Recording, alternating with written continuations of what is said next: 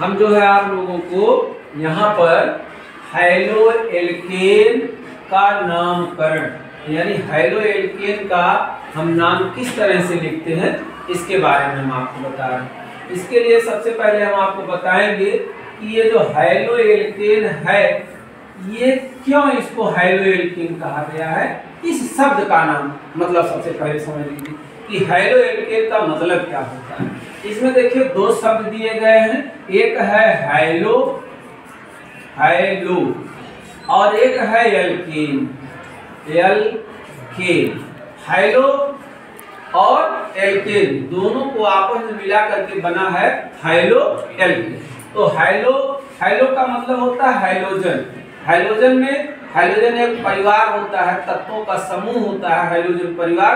उसमें आपका पहला तत्व आता है फ्लोरीन, क्लोरीन और ब्रोमीन। इनको हम एक सिंबल दे देते हैं, सिंबल आता है हमारा हैलो को सिंबल करते हैं कैपिटल एक्स से। तो कैपिटल एक्स अगर कहीं भी आपको लिखा मिले तो आप समझ लीजिएगा यह fluorine, chlorine, bromine, iodine, astatine को प्रेजेंट करता है, व्यक्त करता है। ठीक, अब आप पढ़े होंगे एल्केन। एल्केन का जर्नल फॉर्मूला जो होता है वो होता है CnH2n+2, जहां n कार्बन की संख्या को दिखाता है, कार्बन परमाणु की संख्या को व्यक्त करता है। इसमें हम n का मान 1 रख करके पहला एल्केन बना लेंगे, n का मान 2 रख के दूसरा एल्केन बन जाएगा, 2 कार्बन का एल्केन बन जाएगा, n का मान 3 रख करके 3 कार्बन का एल्केन हम बना लेते हैं। उदाहरण के तौर पे जैसे हमने आपको पहले बताया है कि पहला जो एल्केन समूह का यौगिक है उसका नाम है मेथेन। क्या नाम है बाबू? मेथेन नाम। और मेथेन में आपका C हाइड्रोजन में 4 हाइड्रोजन यहाँ दिया है, 4 को सिंगल बॉन्ड से हम इस तरह से दिखा देंगे और आप यहाँ पर देख सकते हैं कि एक कार्बन से 4 हाइड्रोजन जुड़े हुए हैं। इसका मतलब ये हुआ कि यहाँ कार्बन की चारों वैलेंसी एकल बंध से पूरी हो रही है। अब इसी में से एक हाइड्रोजन परमाणु को हटा करके और यहाँ पर इन्हीं तत्वों को जोड़ दिया जाता है तो आपका हो जाएगा, जैसे मान लीजिए यहाँ हमने क्लोरीन को जोड़ दिया, क्लोरीन की भी वैलेंसी एक होती है, यहाँ हम जब जोड़ देंगे। अब इसको संक्षिप्त रूप में अगर हम लिखना चाहें छोटे रूप में तो C उसके साथ 3 हाइड्रोजन, एक हाइड्रोजन हट गया, उसके स्थान पे आ गया है क्या?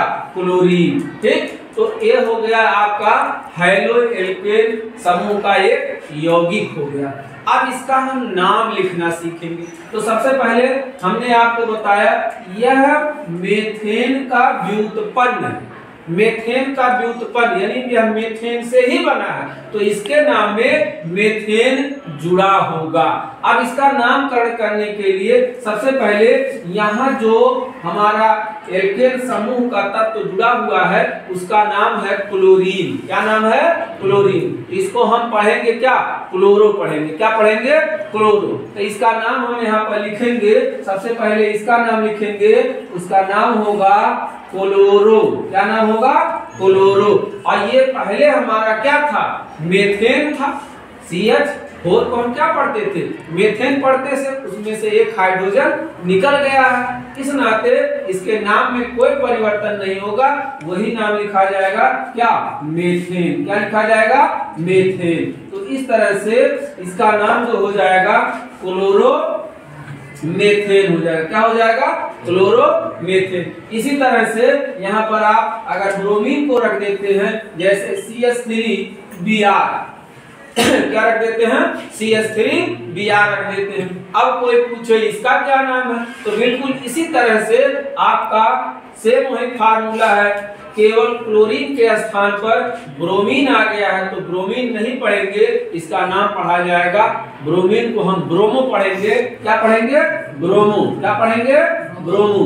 तो ब्रोमीन का नाम हो जाएगा यहाँ पर ब्रोमो और ये है पहले से हमारा क्या? मेथेन ही था तो इसका नाम हो जाएगा मेथेन। तो इस तरह से हम किसी भी हैलो एल्केन समूह का किसी भी यौगिक का नाम लिख सकते हैं। ध्यान रहे उसमें करना क्या है, सबसे पहले उसमें जो हाइड्रोजन परिवार के तत्व होते हैं उन परिवार के तत्व का नाम लिखना है। जैसे फ्लोरीन के लिए फ्लोरो हो जाएगा, क्लोरीन के लिए क्लोरो हो जाएगा, ब्रोमीन के लिए ब्रोमो हो जाएगा। ठीक है, समझ में आ गई बात?